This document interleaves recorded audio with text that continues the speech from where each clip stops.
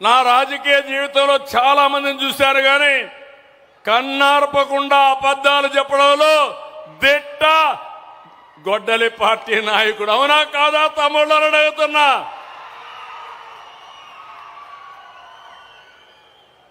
ఎక్కడికక్కడ నేరాలు ఘోరాలు చేసి దానికి రాజకీయ రంగు పులిసి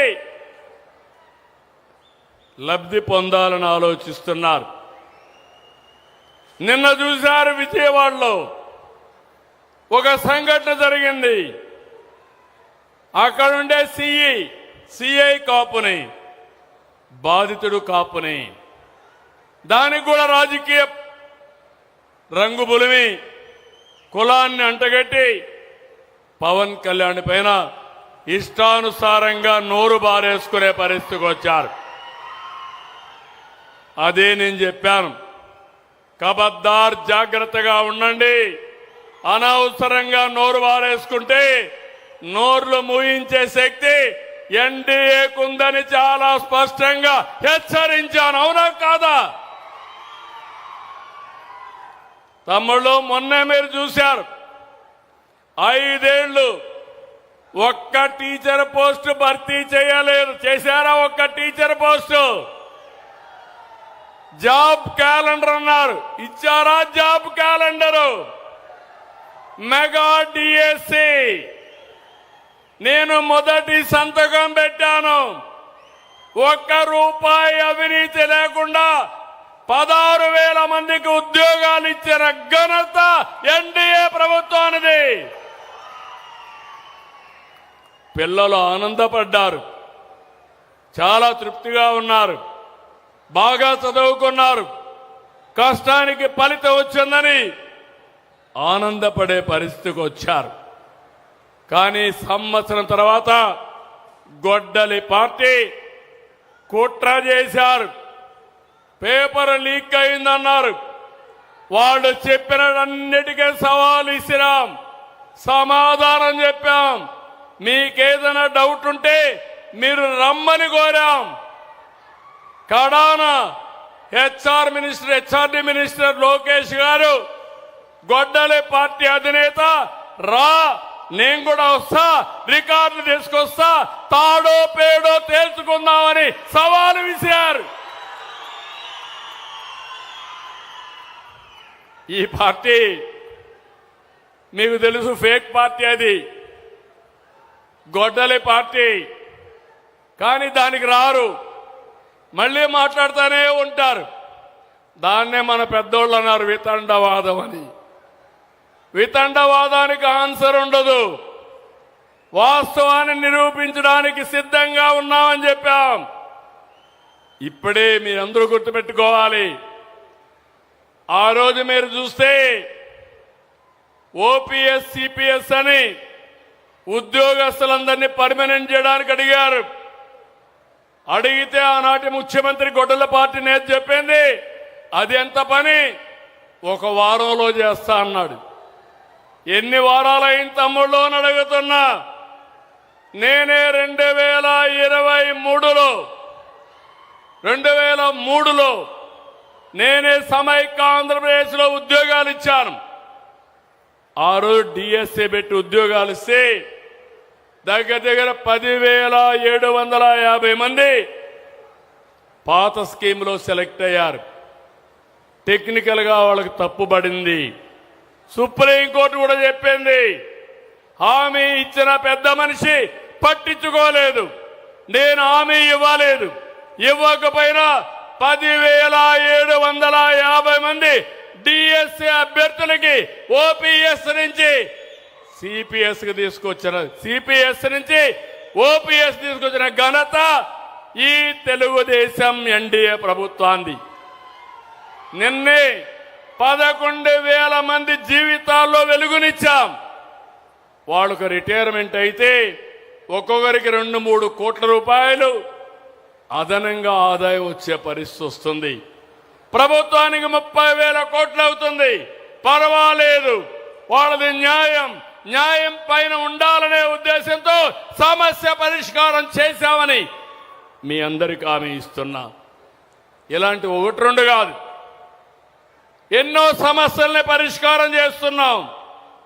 నేను ఒకే విషయం మీరు గుర్తుపెట్టుకోవాలి, ఈరోజు వాస్తవాలుండవు. నేరాలు చేయడంలో గొడ్డలి పార్టీ చాలా సమర్థవంతులు. గంజాయి బ్లేడ్ బ్యాచ్లకి వాళ్ళు అండగా నిలుస్తారు. నాకు ఒక నమ్మకం ఉంది, రాయలసీమలో ముఠాల్ని పూర్తిగా అణిచివేసిన పార్టీ, అణిచివేసిన నాయకుడు నేనేనని మరొక్కసారి మీ అందరికీ గుర్తు చేస్తున్నా. 83లో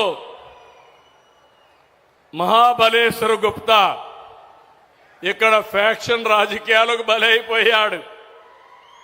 ఆ తర్వాత కపట్రాల వెంకటప్ప నాయుడు కూడా ఇక్కడ ఈ యొక్క ముఠా రాజకీయాలకు గురైపోయారు. కానీ ఈరోజు దీనికి కారణాలు మీరు ఆలోచిస్తే, వీళ్ళని వాడుకోవడం, వాళ్ళ దగ్గర నేరాలు చేయించడం, వాళ్ళని కాపాడుతామని నాటకాలు ఆడడం, తద్వారా ఫ్యాక్షన్లు క్రియేట్ చేసి రాజకీయ లబ్ధి పొందాలనుకుంటున్నారు. గొడ్డలి పార్టీకి విధ్వంసమే విజన్, ఫేక్ ప్రచారమే విధానం, రప్ప రప్ప రాజకీయాలే మేనిఫెస్టో. ఎప్పుడన్నా చూశారా తమ్ముళ్ళు? ఎక్కడన్నా కానీ ఒక పోస్టర్ ఉంటే ఆ పోస్టర్కి జంతు బలిచ్చే పరిస్థితి ఎక్కడన్నా చూశారా తమ్ముళ్ళు అని మిమ్మల్ని అడుగుతున్నా. మాట్లాడితే మళ్ళీ మేము వస్తాం, గొడ్డలు తీసుకొని రప్పా రప్పాలాడుతా ఉంటే చూడడానికి ఎన్డీఏ సిద్ధంగా లేదని హెచ్చరిస్తున్నా.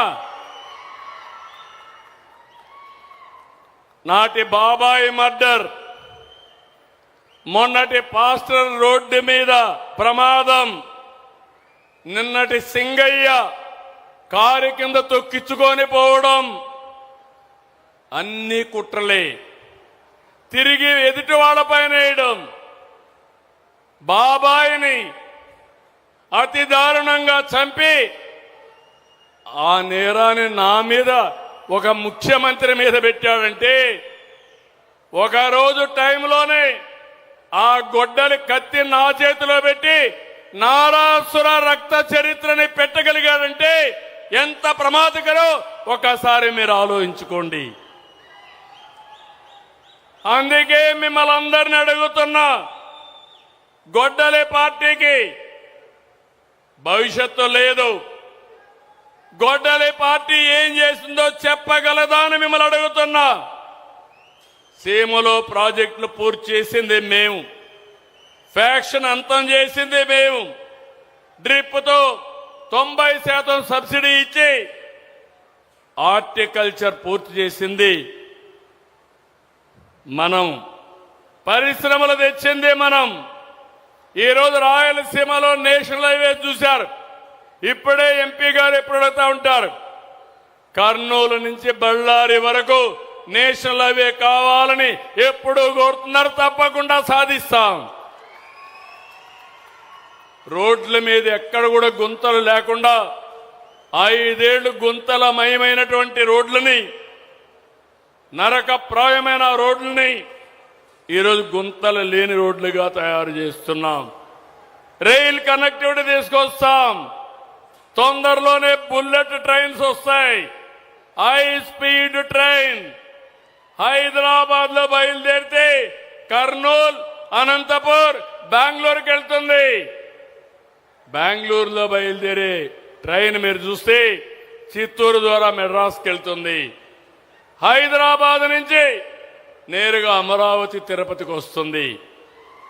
ఇవన్నీ కూడా తొందరలోనే వస్తాయి.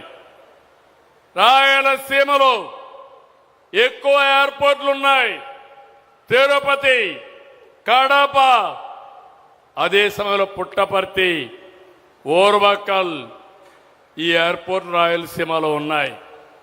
భవిష్యత్తులో ఇంకా 3-4 ఎయిర్పోర్ట్లు వస్తాయి. నేను ఒకటే ఆలోచిస్తున్నాను, రాయలసీమకి పోర్టు కనెక్ట్ చేయాలి. రాయలసీమలో ఎక్కడ ఫ్లైట్ ఎక్కాలన్నా 1 గంటలో ఎక్కే పరిస్థితి వస్తుంది. తొందరలోనే స్వర్ణగిరి నుంచి ఎయిర్పోర్ట్ కి హెలికాప్టర్ పెట్టి ఇక్కడ తయారు చేసిన గోల్డ్ అక్కడ తీసుకుపోయే పరిస్థితి వస్తుంది.